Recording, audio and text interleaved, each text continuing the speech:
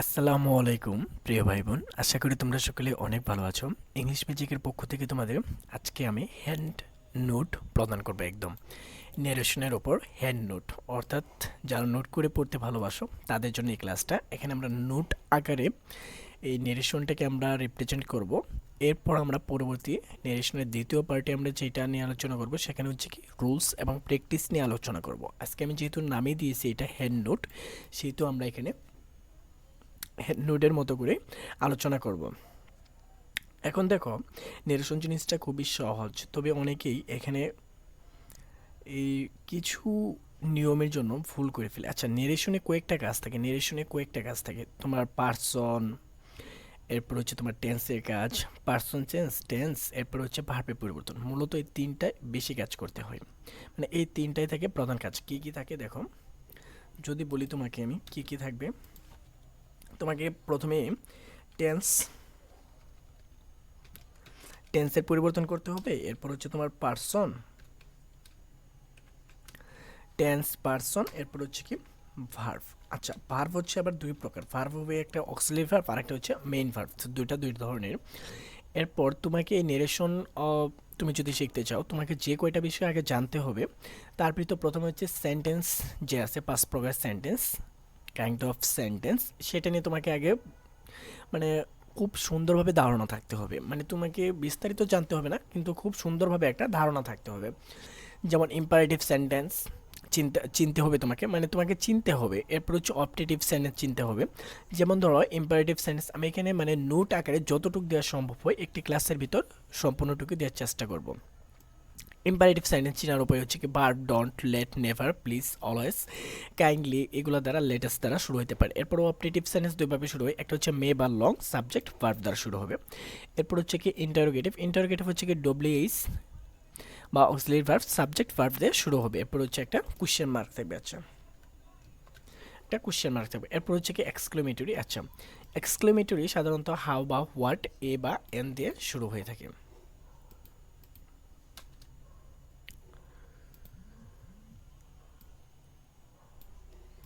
আচ্ছা, এরপর যেটা সাধারণত ব্যবহার করা হয় না। আচ্ছা দেখো, তোমাকে এই নেরেশনের ক্ষেত্রে একটুটা স্মার্ট হইতে হবে। তুমি অনেক ক্ষেত্রে তুমি যেখানে রিপ্লাইড ব্যবহার করো সেখানে তুমি অ্যান্সার্ড এবং হচ্ছে রিটোটেড ব্যবহার করতে পারো খুব সাধারণত। এরপর দেখো, আচ্ছা সেন্টেন্স যখন দেখো, এটা কেন চিনতে হবে, কারণ তোমার এই অ্যাসার্টিভ সেন্টেন্স যদি হয়, সে যেটা তুমি চেঞ্জ করবে direct speech, indirect speech, direct থেকে ইনডিরেক্টে কিংবা ইনডিরেক্ট থেকে ডিরেক্টে, দুইভাবে আসতে পারে। সেখানে তোমাকে আগে চিনতে হবে যে আসলে সেটা কোন সেন্টেন্সে আছে। অ্যাসার্টিভ হয়ে থাকলে তুমি ইনভার্টেড যে কমা থাকে সেটা উঠে তোমাকে ডেট বসাতে হবে, এবং রিপোর্টিং যে ভার্ব থাকবে সেখানে তোমাকে টোল্ড বা সেটি তুমি একটা ব্যবহার করতে পারবে। এর জন্য তোমাকে আসলে প্রথমে সেন্টেন্স কোনটা কোন প্রকার বা কিভাবে চিনতে হয় সেটা আগে তোমাকে জানতে হবে। এরপর হচ্ছে কি ইন্টারোগেটিভের ক্ষেত্রে আমরা সাধারণত এই ইনভার্টেড কমা উঠে ইফ অথবা ডব্লিউএস বসিয়ে থাকি, আর রিপিটিং ভার্বের ক্ষেত্রে বসে আমরা আক্সড বসাই থাকি। অর্থাৎ ইন্টারোগেটিভ শব্দটা মানে হচ্ছে কি প্রশ্ন করে থাকে, অর্থাৎ জিজ্ঞাসা করা। আক্সড মানে হচ্ছে কি জিজ্ঞাসা করা। এখন একটা জিনিস খেয়াল করো,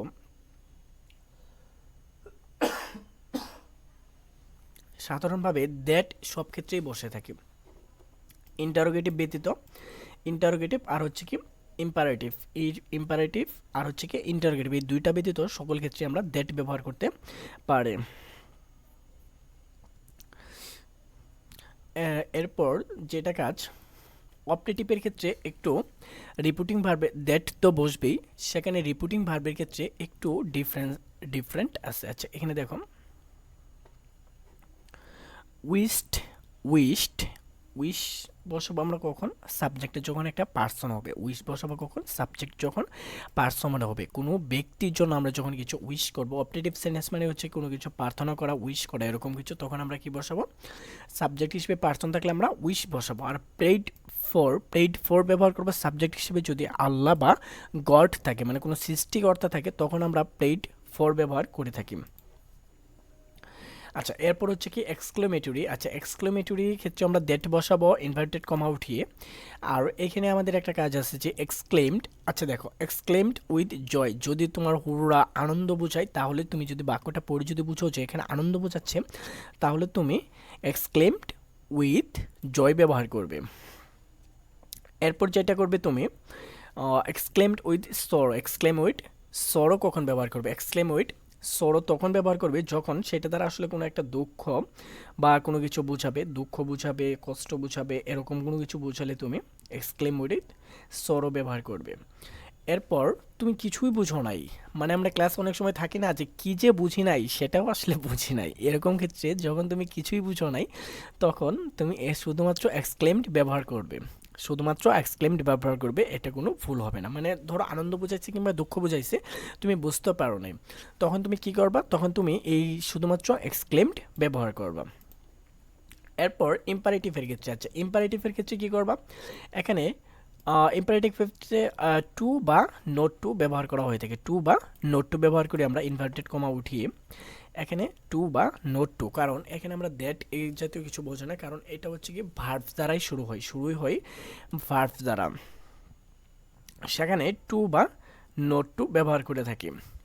এখন দেখো ভার্ব থাকলে ব্যবহার করব। এরপর এখানে দ্যাটও বসিয়ে, আচ্ছা এখানে দ্যাটও বসে দেখো ইম্পারেটিভ ক্ষেত্রে দ্যাট বসবে কখন? যখন বাক্যটা লেটাস দ্বারা শুরু হবে। বাক্য কয়ভাবে শুরু হয়? দুইভাবে, মানে মূলত দুইভাবে আমরা যদি ধরি এইভাবে, মানে ইম্পারেটিভ সেন্টেন্স, একটা হচ্ছে ভার্ব দ্বারা, মানে সরাসরি ভার্ব দ্বারা শুরু হবে, আরেকটা হচ্ছে লেটাস দ্বারা বা লেটস দ্বারা শুরু হয়ে থাকে।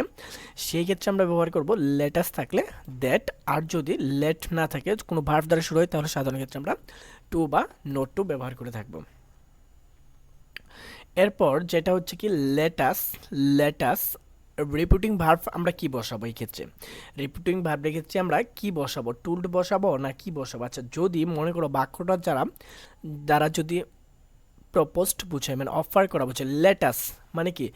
Let us let's play the game, চলো আমরা গেম খেলি, তার মানে কি তুমি কাউকে প্রপোজ করলে, অফার করলে যে চলো আমরা গেম খেলি, সেই ক্ষেত্রে আমরা কি ব্যবহার করব? প্রপোজড ব্যবহার করব। লেটাস, লেটাস থাকলে প্রপোজড। এরপর হচ্ছে অর্ডার থাকতে পারে, যদি অর্ডার থাকে, কিংবা রিকোয়েস্টেড, অর্ডার, রিকোয়েস্টেড, অ্যাডভাইসড বোঝাতে পারে তুমি এগুলো সরাসরি। যদি বাক্যটা দ্বারা তোমার উপদেশ বোঝায় তাহলে তুমি অ্যাডভাইসড ব্যবহার করবে।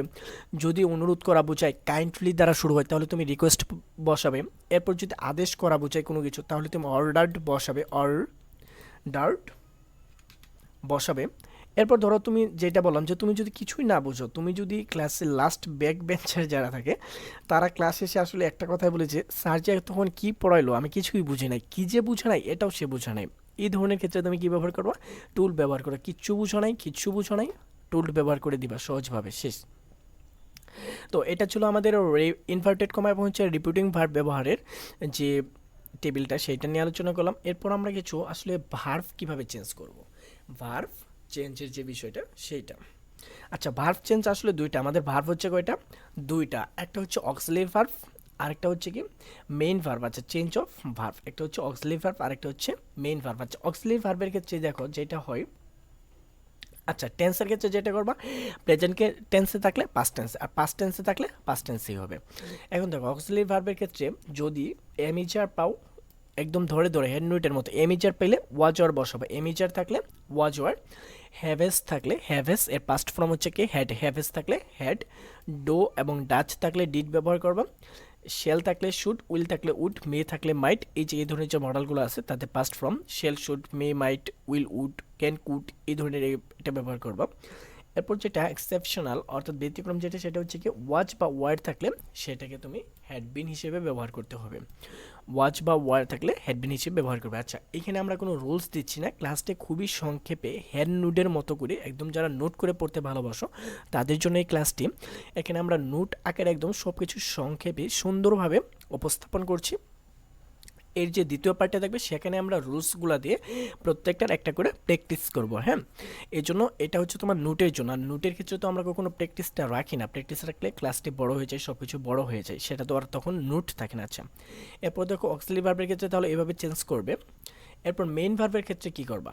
যদি ভার্ব ওয়ান থাকে তাহলে সেটাকে আমরা ভার্ব টুতে রূপান্তর করব। যদি ভার্ব টু থাকে তাহলে সেটাকে আমরা হেড প্লাস ভি থ্রিতে রূপান্তর করব, হেড প্লাস ভি থ্রি যদি ভি টু থাকে। এরপর বেসিক ইনফরমেশন আছে, সেটা হচ্ছে কি পার্সন চেঞ্জ। আচ্ছা, পার্সন চেঞ্জ কিভাবে করব? ফার্স্ট পার্সন থাকতে পারে। আচ্ছা, পার্সন হচ্ছে তিন প্রকার, প্রথমে বলে নিই পার্সন হচ্ছে তিন প্রকার, first person, second person, third person, তিন প্রকার। ফার্স্ট পার্সন হচ্ছে আই এবং হচ্ছে উই, এই দুইটা হচ্ছে I, my, me, we, our, us, এই তিনটা হচ্ছে আমাদের ফার্স্ট পার্সন।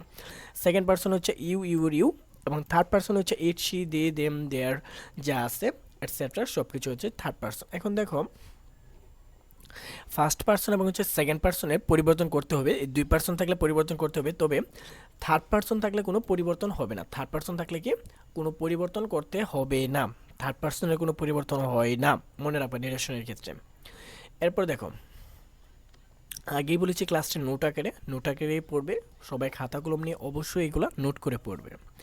কি করবে এখানে, ইন্টারোগেটিভ সেন্টেন্সের ক্ষেত্রে মনে রাখো, ইন্টারোগেটিভ সেন্টেন্সের ক্ষেত্রে কি করবে যে ডব্লিউএইচ এর পর যদি কোনো ওয়ার্ড থাকে, ডব্লিউএইচ এর পর যদি কোনো ওয়ার্ড থাকে তাহলে সেই ওয়ার্ড বা ওই অংশটুকু ডব্লিউএইচ এর পরে বসবে, মানে ডব্লিউএইচ এর পরে বসবে। যখন আমরা রিপু ইনভার্টেড কমাটা উঠাই কিংবা তোমার সেখানে ডব্লিউএইচটা বসে ইনভার্টেড কমা ওঠার পর সেখানে তারপরে ডব্লিউএইচের পরে আমরা সেই ওয়ার্ডটা বসাবো। আচ্ছা, এরপর দেখো শপথ বোঝালে কি, শপথ বোঝালে সোয়ারিং বাই আল্লাহ বা গড, মানে কোনো কিছু শপথ করে বলতেছি, প্রমিস আই সোয়ারিং বাই আল্লাহ, মানে এরকম কিছু, মানে যে আমরা কথাগুলো বলি সেখানে।